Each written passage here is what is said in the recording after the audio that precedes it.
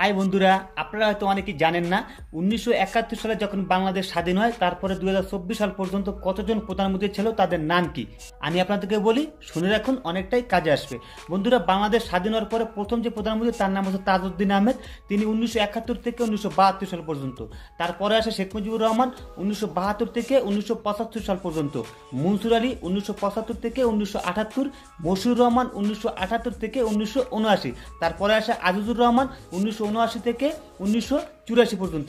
আতাউর রহমান 1984 থেকে 1986, মিজানুর রহমান 1986 থেকে 1988, মওদুদ আহমেদ 1988 থেকে 1989, কাজী জাফর 1989 থেকে 1991, খালেদা জিয়া 1991 থেকে 1996, শেখ হাসিনা 1996 থেকে 2001 সাল পর্যন্ত। খালেদা জিয়া আবারও আসে 2001 সাল থেকে 2006 সাল পর্যন্ত। তারপরে আসে শেখ হাসিনা 2006 থেকে 2024 সাল পর্যন্ত। তারপরে এখন বর্তমানে কে সেটা আপনারা ভালো করে জানেন, ডক্টর ইউনূস।